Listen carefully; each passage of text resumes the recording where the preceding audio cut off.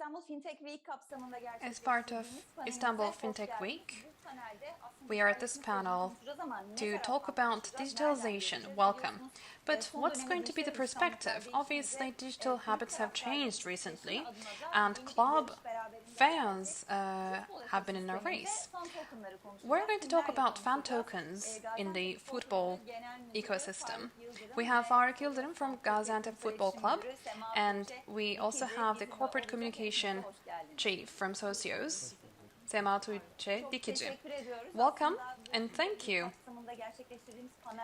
So, we have several panels at Istanbul Fintech Week, and your valuable opinions are a part of that. And obviously, there are so many things going on. Digitalization is a new concept, and fan tokens are quite new concepts as well. So it's a little bit difficult to access correct information.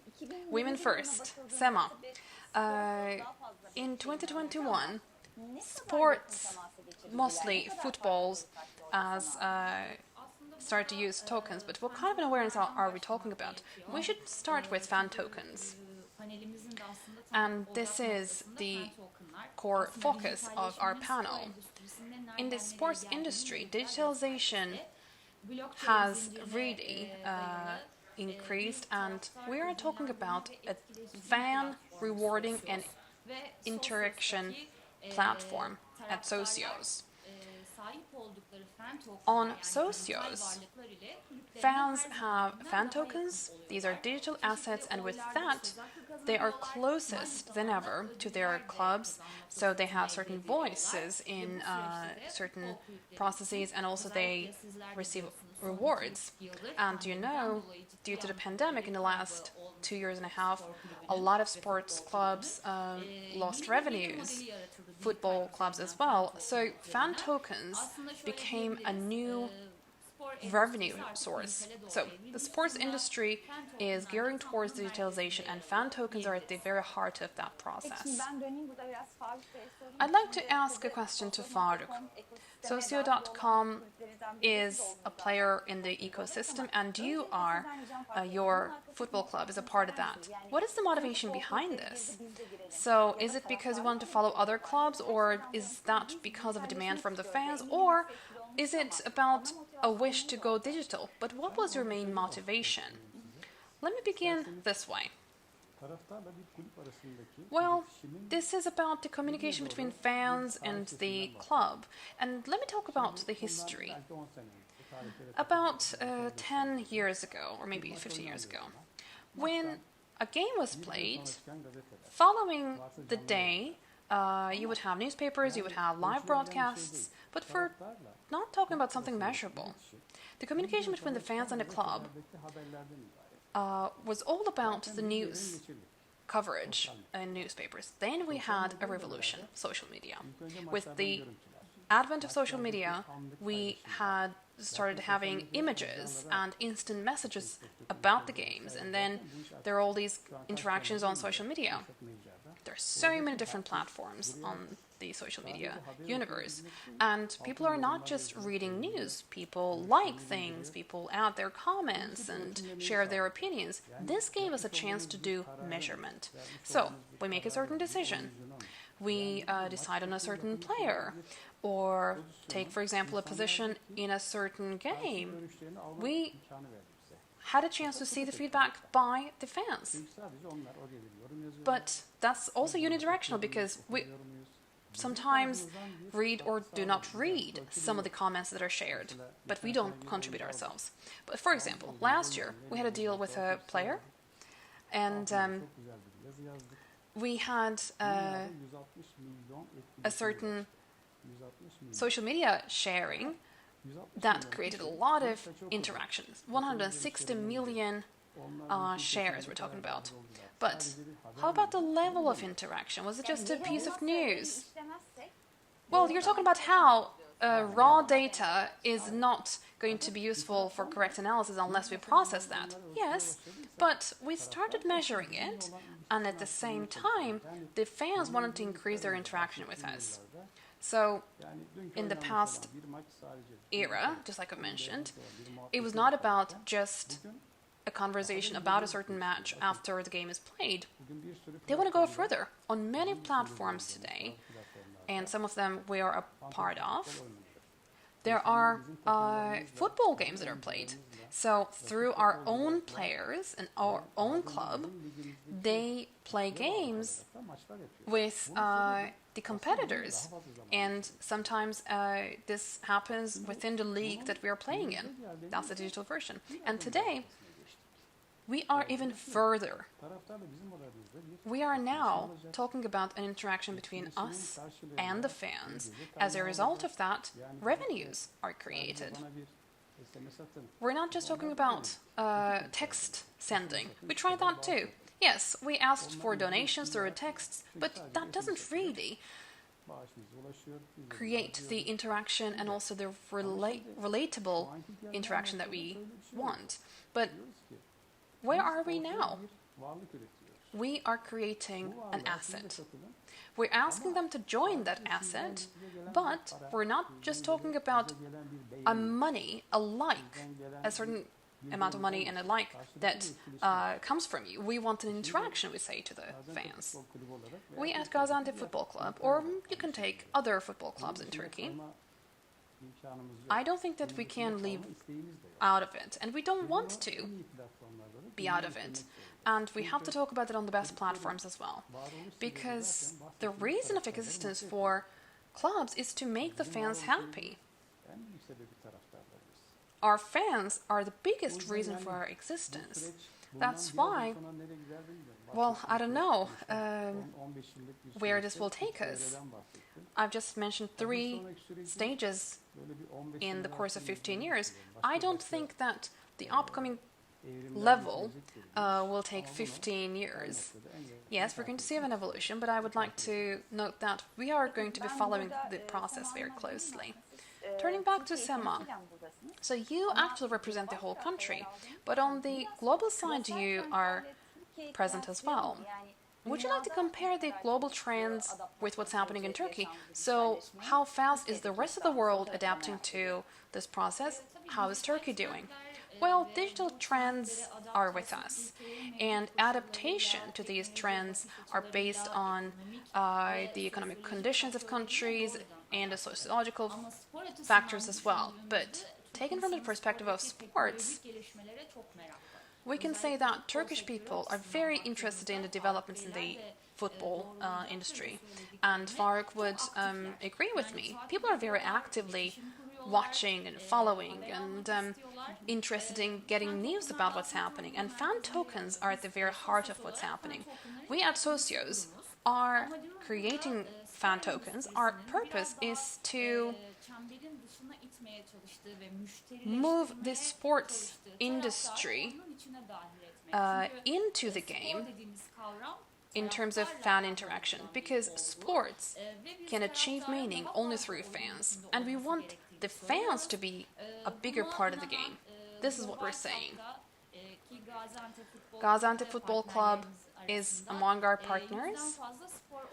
We have more than 100 sports organizations that work with us, from football to basketball, and from so many different disciplines we have partners. And these partners, with globalization, are aware of what's happening, and they want to reach fans from all around the globe, and that's why they need borderless communication tools. Interaction platforms and fan tokens play this precise role. Well, our motto is about the big players are a part of Socios. So, basically, we offer sustainable communication for fans throughout the year. Sorry to interrupt, but actually, we're just talking about fan tokens, but at the same time, based on fan token, you've done other things. When I look at, for example, what the requests are about in Faruk's football club, but you're talking about more than fan token, right? Fan token is just one product among many, right? Yes, well, there's so many novelties in the digital world, and we are learning on the way. today we are going to talk about fan tokens because that's the topic of our panel. But during the pandemic, fan token has proven to be a lifeline in terms of revenue creation for football clubs. We are talking about more than $200 million of revenues. This is a great amount for football clubs, and that is going to go even further. Just like Faruk said, sports clubs are very, very aware of the importance of digitalization, and we're not only talking about just social media interactions of fans. It's about offering fans to raise their voice, and they want to sustain their communication. Like, for example, if there's going to be a new deal to be made with a new player, the jersey number will be designed by the fans, or the bus of the football club would be chosen by the fans, and these are going to be unforgettable experiences. This is where the world is heading to, and football clubs are aware of that. Well, actually, you are just about to announce FTO, the offering. You at Gaziantep Football Club, what is your vision? Well, we at Socios are very excited, by the way, about this. Well, in February, we are going to have our first offering. So, can you tell me, how am I going to purchase that? I'm quite excited. I'm going to be, personally, signing up on Socios, really. Güzem Yılmaz. I'm going to download the app. Okay. There is an ID authentication, very simple. And after that, well, you'll see how the program is very easy to use. Following our first negotiation with Socios, I tried the app, and you don't really need a special training for that. It's a very simple app. So, in early February, we're going to have our first public offering. I'm talking about everybody, but who do I mean? We have just announced the cooperation. We don't really have a date for the public, but we have received so many questions about the conditions and the date. And, well, of course, there are pre-demands for public offerings because when a company goes public, there are preliminary offers. No, actually, the fan token offering is not like the initial public offering of companies. Fan tokens are first offered to fans, and this is what we call how they start buying it. We wanted to go public anyway. That was a part of our medium-term plans. So you mentioned the IPOs in the stock market, yes, but on the fan token side, the picture is very, very different. It looks very similar, but no, they are incredibly different in terms of how the public offering takes place. So you need to really look at it in its own perspective. What kind of expectations do you have? You said, well, my expectation is that I would like to see a picture compared to the other big football clubs that work with Socios. Yes, you're not really very humble about that, are you? Yes, there are all these public offerings that were incredibly popular very early on because we're talking about a very wide network. We're not talking about a narrow public offering, it's all across the globe. And when I see the requests and demands coming from our fan base, I'm not going to be quite humble. I think it's going to go well. Well, actually, from across the globe, we have fans that are supporting Gaziantep Football Club. They are curiously looking forward to the FTO. We're not talking about Antep or other provinces in Turkey. We have international fans that are looking forward to it. Going back to Faruk. So, let's say, when I buy that fan token, what am I going to be a partner to? And when will the value of the fan token go up? Is it about the achievements of the football club, the investments, and is it about the statements by the chief of the football team? Well, I don't think that people can answer to that question. I can't say to you, when you buy my fan token, it's going to increase in value by this date. You cannot promise it. But there are certain factors, the team's popularity, success, these scores. Like, for example, in the Ziraat Turkey Club, we were among the first 16, and then a draw was made, and hopefully we're going to be among the first 8. So this is not only about the increase of value, it's about the manifestation of recognition, and you're going to share in that success. So token owners will be a part of that achievement. And just like Sema said, it's not only about the ownership of a certain token. After our token is offered to the public, we're going to have certain voting processes. We're talking about fans having a voice in certain decisions. So these are the aspects that will make it quite popular. It's not only about promising a date of making profits, and that's not the purpose. This is what we underline. This is a fan interaction platform. Faruk really pointed out to something very important. At the core of this work is about giving a voice to fans by the clubs. This is like a digital club membership, isn't it? Yes, absolutely. I talked about a certain measurement. What did we lack? We found out how fans liked something, but we could not really go further than that. But right now, for example, Sema gave an example just a while ago. You want to have a certain cladding on the team bus, but I don't know whether the fans will like that bus that we have for the team. Yes, you want feedback. If I give voice to the fan token owners, they will decide on what the team club bus will look like. So we're going to develop all of these. So, for example, 2 years ago, we could not even dream about fan tokens, and in 2 years' time, I can't even figure out what we'll see. Maybe we're going to be on the very top. I don't think that we can even begin to imagine, because we're talking about a very, very fast development process. I'm also curious about one other thing. You are doing a very good job, but it's not only a good job, it's a good job done in the right time.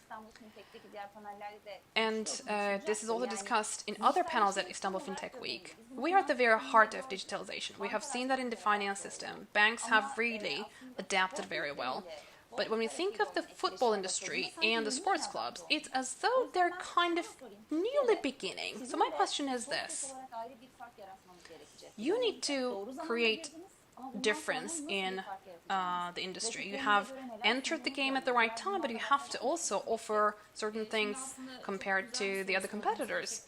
This is a very good question, actually. Yes, there are a lot of collaborations with fan tokens. There are different brands, different teams involved, but our difference is about putting interaction of fans at the very, very core of what we do.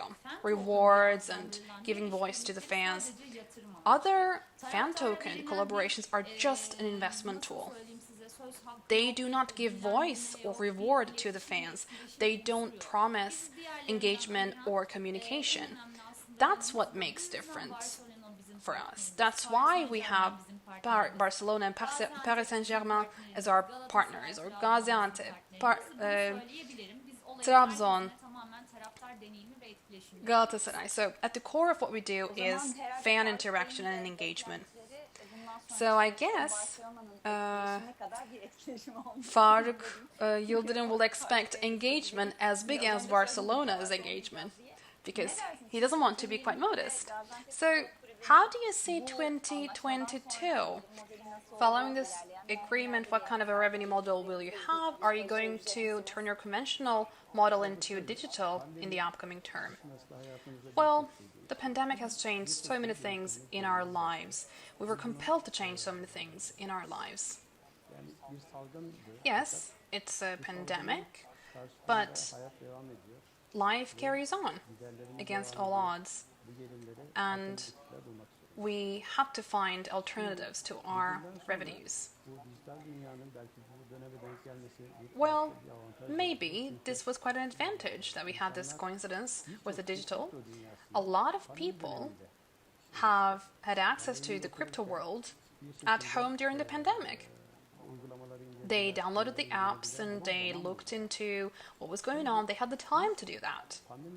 So during the pandemic, the clubs, were cut off from so many different revenue sources, and we had to look for alternatives.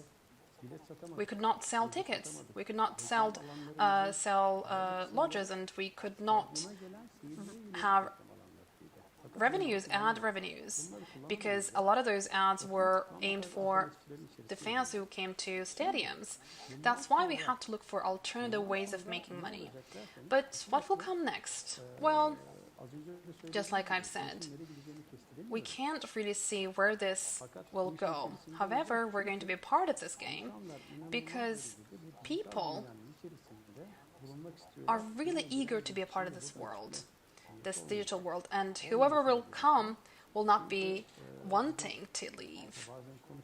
Sometimes we talk about that, and let me put it this way, actually. I was talking with a friend about digital assets a couple of days ago, and someone, a third person, said, well, what language are you talking about? And he was quite curious, and he joined us. It's going to really have a snowball effect in terms of growth. And on the clubs side of it, I just mentioned already, there will be e-football games, and there will be fan tokens, and we're going to be a part of Metaverse, and it's not really on our agenda today, but it is going to be happening. My grandmother said that, well, my neighbor purchased land on Metaverse by 8,000 TL. I want to buy a land on Metaverse as well, she said. And I said, well, it's impossible, but the conversations are very interesting because there are all these people who are not really into digitalization, but there's a group of people who just look into the digital as an investment area. Do you think that you want to also reposition yourself in terms of what's happening? Absolutely. So you just gave an example about land buying. Maybe that was a piece that was worth 100 TL, but it's going to be very, very expensive today, maybe like at $20,000. Well, there's two things to consider. We are a football club, first of all. Our job is not to go into Metaverse and issue NFTs and come up with fan tokens. That's not the main thing. But the second important aspect is to find the right partner and to act quickly. If you do everything at the right time, then the revenues from these sources will support us. We can't just rely on broadcasting and advertising revenues. You can't really stand on your own 2 feet like that, especially with the FX fluctuations. We are very challenged. So we're going to really seize all the opportunities. We are also compelled to seize the opportunities. And there are also spending limits, I think. That limit is set by the Turkish Football Federation. There are the 4 major teams, and there are also other clubs as well. So are you going to also have your deals included in those? Well, I sometimes follow in the media, and I see how the Federation has this limit on spending. No, that's not what it is. So we have certain expenses and revenues at each club, and the Federation says to us there is an independent audit team that gives us the chance to make expenditures based on our revenues. So all of the revenues are defined, but irrespective of where you get your revenues, there is a certain way in which it is considered. So, you might have, for example, revenues from the digital market, and that is going to increase your spending rates, and I think it's going to really increase in the upcoming term. I'd like to give the floor to Sema from Socios for the conclusion. Faruk, I think, is talking about how we're just at the beginning and there is a lot of expectation. What would you like to say? Well, you have really expressed my feelings, Faruk, because the world is gearing towards digitalization, and we feel the effects of that in social life as well. We don't go to stores like we did in the past. We use e-commerce websites, and we purchase our flight tickets and our game tickets on different platforms, and the language of communication also goes in that direction. So the world is evolving in that path, and we should not lag behind. We at Socios, with fan tokens and with club partnerships, are following this world closely, and we would like to offer the fans whatever is developing in this universe. That's our purpose. We want to have the fans take a part in the game and to catch up with the new trends in the global scene. Thank you so much to both of you. Hopefully this deal will prove beneficial. I'm quite looking forward to the countdown, and I think I'm going to get in touch with you in the upcoming term. At Bloomberg HT, we very often discuss this, and our viewers are very much looking forward to that as well. So thank you so much for your valuable contributions. Thank you. See you later. So this is the end of our panel as part of Istanbul Fintech Week. We've had Faruk Yildirim from Gaziantep Football Club and Sema Tuğçedikeci for Socios. Thank you so much, and thank you to the viewers. Goodbye.